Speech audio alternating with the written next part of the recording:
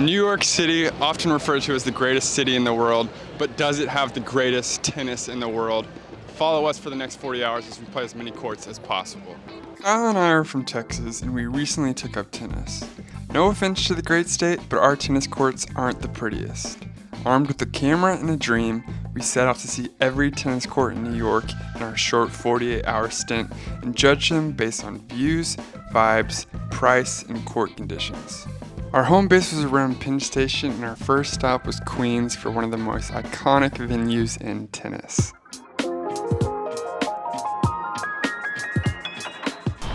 Let's go. We do not deserve to be touching this court right now. Committing a crime right now, playing with diadems and not Wilson US Opens at the US Open. We should be kicked off this court probably. This surface was by far the nicest I've ever played on. Somehow it felt like a pillow, but the coolest part was how quiet it was around the stadium. Just listen to this.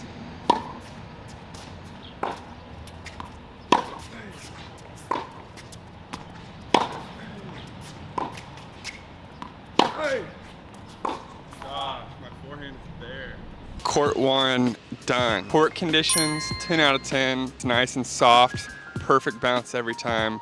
Feels amazing. Vibes, 10 out of 10. There's no one there. You have the court to yourself. Price, $45 for an hour. I guess that's standard in New York, but I would say it's a 1 out of 10 for Texas standards, but we're gonna give it a 5 out of 10. Views, you obviously got the grandstands, which makes it sick. We're gonna go 8 out of 10 for views. The NATC jumps out to an obvious lead at number 1, and before we hit our next court, we had to indulge in some New York staples. First New York bagel here. Something about them, just the fluffiness and chewiness of a New York bagel is different. Bagels is an absolutely perfect segue to our next court in Brooklyn, and you will see why in a second. We've arrived in Brooklyn. First, we need some caffeine. Second, we need to find a tennis court. Third, we need a person to play. After a quick and successful coffee stint, we met up with Sam at Fort Greene Tennis Courts, who was kind enough to come early in the morning and sign us up for a court time. Getting courts in New York, not easy. Y'all see those drone shots? Find another tennis YouTuber putting in this much work. Sam has lived in the city for a while and started his own company, Bagels. Bagel swag, let's go. If you haven't heard of Bagel, go follow them on Instagram and shop their hats and overgrips at bagel.nyc. After a few minutes of hitting, it was apparent that Sam was a high-level player, and he even has a really cool tennis background.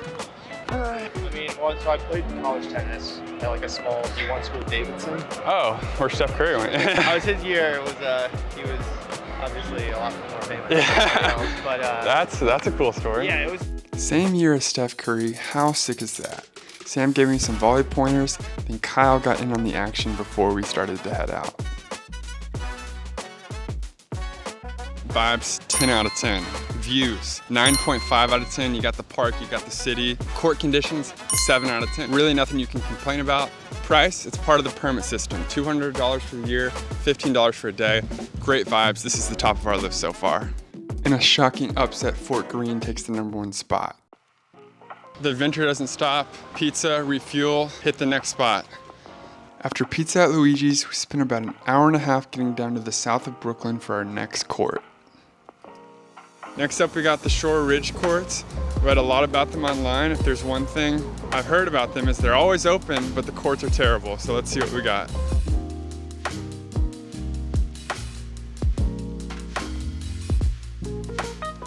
This has got to be one of the best views of any tennis court in New York.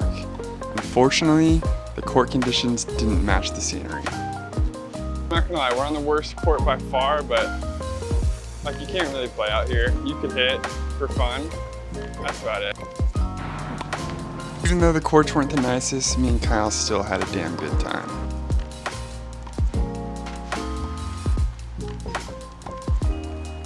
Vibes, 10. Views, 10. Court conditions, probably a 1. And then it's free court. So that's a 10 out of 10. Overall, if you're looking for high quality tennis, the court is that bad that I wouldn't come down here. But if you're looking for a good time, why not? Shore Road Park falls into last place on the list, and we headed up to Manhattan for our next spot. If my back still works by the end of the trip after lugging this around, It'd be an absolute miracle. It's not often that I'd say this, but it's 11:30 right now and I'm not excited to play my 4th session of tennis today. But we're going to Grand Central Station to play tennis, so that should be fun and interesting. It's just like, why did they decide to put a tennis court in here? That seems like an odd thing. Look who it is, the man of the hour. What's up? The lighting in here makes it so hard to see. Like, it is not very easy to play. If you're paying $390 for this, you're an absolute psycho. Yeah, that's right. This court is almost $400 to play during the day. Luckily, at midnight, it's only $90. On this court, I played Keenan in a set that you can see on a Sunday set in the next coming weeks. Playing in an indoor court is always fun, but the lighting conditions, as I said earlier, made it really tough. Let's hear what our guests had to say about this one. What would you say about the facility? Vanderbilt, give it a rating out of 10. Kind of secluded facility. Pricey, not too bad this hour, but overall I have to get it a 6.9 out of 10. That's very nice, very nice. That place bust. Price 1 out of 10. $90 for an hour, that sucks. Views, I guess I'll give it a 6 because it was just cool to be in the city. And court conditions, 1 out of 10. The lights were so bad it was impossible to see. Vibes, 6. Overall, don't play here unless you're rich. Due to the exorbitant cost, Vanderbilt Tennis Club is last on our list. Luckily, we had a normal wake-up call on day 2 and headed over to one of the most iconic spots in New York to book a spot. After that, we got some caffeine and some fuel and headed to our first spot of the day. Headed to Riverside Clay Tennis Association. These are the courts I'm most excited about, and I purposely did not look up any pictures before coming because I want to be excited, get a first impression. Feel like absolute dog crap. Gotta play a bunch of tennis today. What did I eat for lunch? McDonald's. I'm telling you, these courts are so far from each other. It takes us like 2 hours to get to each one that we have no time to do anything. Fuel, rest, eat. So we just gotta make things happen. And McDonald's was pretty much our only option.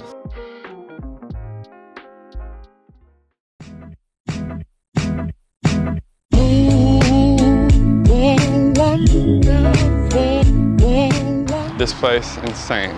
Views, vibes, off the charts. Clay is sick. On this stop, we met with Matt, who drove in all the way from Jersey to meet us at this court. Matt was an absolute legend, and we played another set that will be on the channel sometime soon. This was my first time playing on clay with the proper footwear, and it made a huge difference, and it actually got me excited thinking I could be a decent clay player. I feel like my spin on the kick serve made a huge difference, and I was able to do some damage.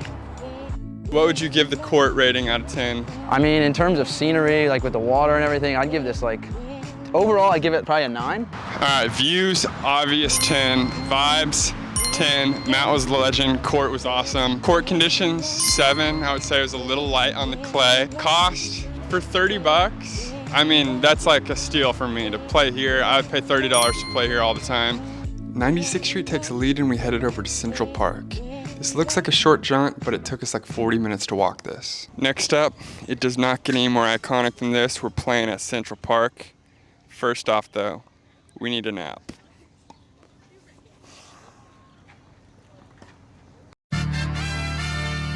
Central Park has 26 clay courts and 6 hard courts, but only 6 of them are available for advanced reservation.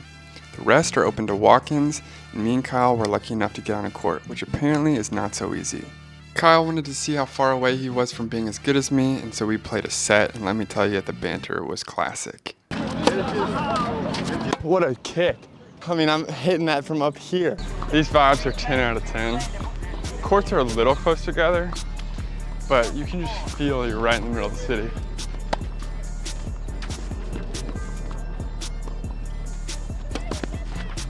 What the?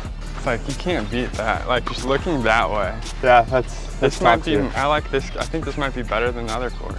Than the other clay court? Yeah, this is like, yeah, I don't know. Top here. Vibes, 10. Court conditions, 10. Views, 10. In Central Park. Price, 10. Central Park is a 10 out of 10. Amazing tennis facility. Unfortunately, my energy levels are at a 1 out of 10 right now. I feel like I'm about to die, but we've got more tennis courts to see. If it is not yet apparent, I'm having some serious issues with recency bias, and Central Park has overtaken the top spot. Anyways, we headed to the next courts on 119th Street. New York must have been a forest before they built a city on it, because every place that's green is crap. We're here at 119th Street Tennis Association, 3rd hit of the day, 7th court of the weekend. Kyle's about to fall. Wow, that was close. That was near disaster for the cameraman. I'm excited about this one. It looks like it's gonna be the last of the day due to rain, and I'm not complaining one bit. See a little glimpse, but I mean, there's not a bad looking court in New York, that's for sure.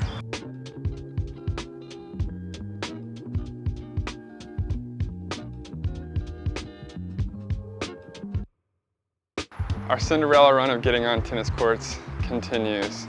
I mean, this is crazy. Each and every court has had its own unique, distinct vibe. Like, and all of them are like 10 out of 10s in the views department. I had no desire at all to hit coming up to these courts. And now that we're here, it's renewed my invigoration to play. Like, we're straight up in the biggest city in the world right now. And it does not feel like it. We're just tucked back in these woods. I'm just in awe. So I'm in the lab grinding on this edit right now, and it's time to make the executive decision to cut the rankings. Each of these courts are unique and cool in their own way. It's impossible to rank them. Like, US Open is not the 5th best court in New York. Instead of ranking these, let's just show you how cool the tennis is in New York and continue moving on. I said if we didn't finish this day with a beer, it was a failure. We made it through. Just when we thought we were gonna get some rest. What's our wake up call, man? 4:30? Out the door at 4:30. Out the door at 4:30. Waking up at 4:23. We started our final day with some of the most popular courts on Instagram. So it's clearly still dark outside. Last you saw us, we were drinking a beer. You probably think, man, these boys, they're out late. Wrong. We were in bed promptly at 10:30, and we were out here at 4:45 for the sunrise session at the Hudson Park tennis courts. I'm not gonna lie, probably slept a total of 8 hours in the past, 56 or so? But this is about to hit like crack. That sunrise tennis session crash is gonna be hard after this 48 hours is over, but we still have probably 4 hours left, and we're gonna do as much as we can. The Hudson River Park courts work on a first-come, first-served basis, and they often get backed up to 4 hours, hence the 4:30 wake-up call. We were lucky enough today to meet up with Courtside with Isaac. Go follow him on Instagram, and we played an awesome set. A little sunrise tennis. Get warm real quick, get after it. Even though I was really tired, the set was a blast, and we ended up getting into some really good points. The full set will be coming this Sunday.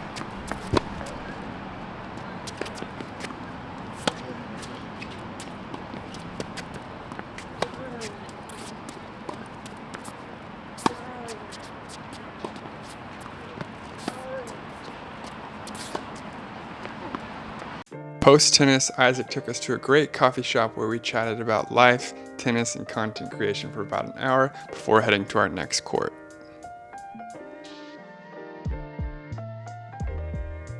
Washington Market is our final destination.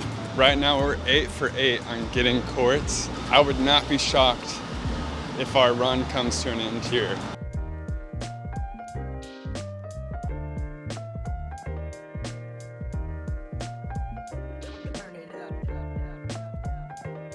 Our Cinderella run has come to an end. We will not be playing tennis at Washington Market Park. That's it for us. 48 hours done.